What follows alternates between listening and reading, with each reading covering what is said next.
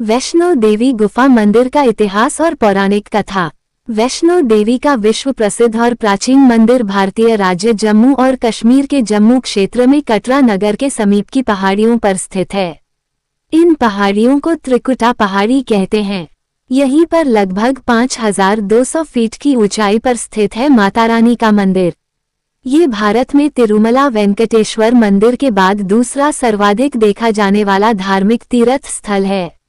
मंदिर परिचय। त्रिकुटा की पहाड़ियों पर स्थित एक गुफा में माता वैष्णो देवी की स्वयंभू 3 मूर्तियां हैं। देवी काली दाएं, सरस्वती बाएं और लक्ष्मी मध्य पिंडी के रूप में गुफा में विराजित हैं। इन तीनों पिंडियों के सम्मिलित रूप को वैष्णो देवी माता कहा जाता है। इस स्थान को माता का भवन कहा जाता है। पवित्र गुफा की लंबाई 98 फीट है। इस गुफा में एक बड़ा चबूतरा बना हुआ है। इस चबूतरे पर माता का आसन है, जहां देवी त्रिकुटा अपनी माताओं के साथ विराजमान रहती हैं।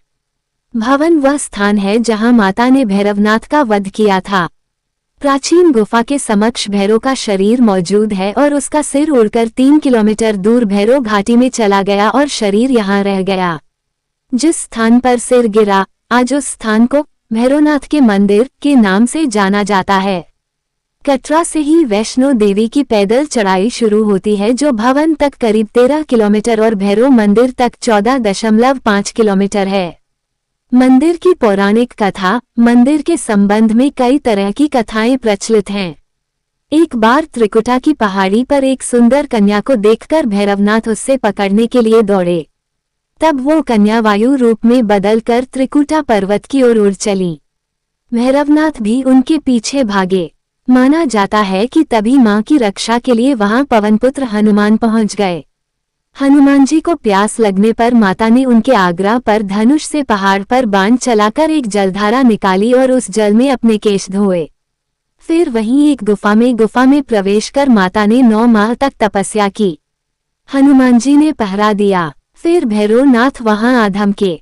उस दौरान एक साधु ने भैरवनाथ से कहा कि तू जिसे एक कन्या समझ रहा है, वह आदिशक्ति जगदम्बा है, इसलिए उस महाशक्ति का पीछा छोड़ दे। भैरवनाथ ने साधु की बात नहीं मानी। तब माता गुफा की दूसरी ओर से मार्ग बनाकर बाहर निकल गईं। ये गुफा आज भी अर्धकुमारी या आदिकुमारी या गर्भजून के नाम से प्रसिद्ध है। अर्धकुमारी के पहले माता की चरण पादुका भी है। ये वह स्थान है जहां माता ने भागते भागते मुड़कर भैरवनाथ को देखा था। अंत में गुफा से बाहर निकलकर कन्या ने देवी का रूप धारण किया और भैरवनाथ वापस जाने का कहकर फिर से गुफा में चली गईं, लेकिन भैरवनाथ नहीं माना और गुफा में प्रवेश करने लगा। ये देखकर माता की गुफा कर पहरा दे रहे हनुमान जी ने उसे युद्ध के लिए ललकार और दोनों का युद्ध हुआ। युद्ध का कोई अंत नहीं देखकर माता वैष्णवी ने महाकाली का रूप लेकर भैरवनाथ का वध कर दिया। कहा जाता है कि अपने वध के बाद भैरवनाथ को अपनी भूल का पश्चाताप हुआ और उसने मां से क्षमादान की भीख मांगी। माता वैष्णो देवी जानती थीं कि उन पर हमला करने के पीछे भैरव की प्रमुख मंशा मोक्ष प्राप्त करने की थी। तब उन्होंने न केवल भैरव को पुनर्जन्म के चक्र से मुक्ति प्रदान की, बल्कि उसे वरदान देते हुए कहा कि मेरे दर्शन तब तक पूरे नहीं माने जाएंगे जब तक कोई भक्त मेरे बाद तुम्हारे दर्शन नहीं करेगा।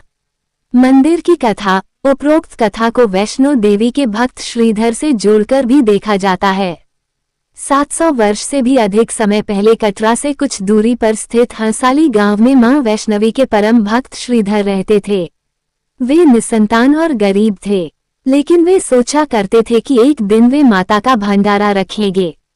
एक दिन श्रीधर ने आसपास के सभी गांव वालों को प्रसाद ग्रहण करने का न्योता दिया और भंडारे वाले दिन श्रीधर अनुरोध करते हुए सभी के घर बारी बारी गए ताकि उन्हें खाना बनाने की सामग्री मिले और वह खाना बनाकर मेहमानों को भंडारे वाले दिन खिला सके। जितने लोगों ने उनकी मदद की वो काफी नहीं थी, क्योंकि मेहमान बहुत ज्यादा थे। वो सोच रहे थे इतने कम सामान के साथ भंडारा कैसे होगा। भंडारे के एक दिन पहले श्रीधर एक पल के लिए भी सो नहीं पा रहे थे, ये सोचकर कि वह मेहमानों को भोजन कैसे करा सकेंगे। वो सुबह तक समस्याओं से घिरे हुए थे और बस उसे अब देवी मां से ही आस थी। वो अपनी झोपड़ी के बाहर पूजा के लिए बैठ गए। दोपहर तक मेहमान आना शुरू हो गए थे। श्रीधर को पूजा करते देख वे जहां जगह दिखी वहां बैठ गए। सभी लोग श्रीधर की छोटी सी कुटिया में आसानी से बैठ गए। श्रीधर ने अपनी आंखें खोली और सोचा कि इन सभी को भोजन कैसे कराएंगे। तब उसने एक छोटी लड़की को झोपड़ी से बाहर आते हुए देखा जिसका नाम वैष्णवी था। वह भगवान की कृपा से आई थी। वह सभी को स्वादिष्ट भोजन परोस रही थी। भंडारा बहुत अच्छी तरह से संपन्न हो गया था। भंडारे के बाद श्रीधर उस छोटी लड़ी वैष्णवी के बारे में जानने के लिए उत्सुक थे, पर वैष्णवी गायब हो गई और उसके बाद किसी को नहीं दिखी। बहुत दिनों के बाद श्रीधर को उस छोटी लड़की का सपना आया। उसमें स्पष्ट हुआ कि वह मां वैष्णो देवी थी। माता रानी के रूप में आई लड़की ने उसे गुफा के बारे बताया और 4 बेटों के वरदान के साथ उसे आशीर्वाद दिया। श्रीधर एक बार फिर खुश हो गए और मां की गुफा की तलाश में निकल पड़े और कुछ दिनों बाद उन्हें वह गुफा मिल गई। तभी से वहां पर माता के दर्शन के लिए श्रद्धालु जाने लगे।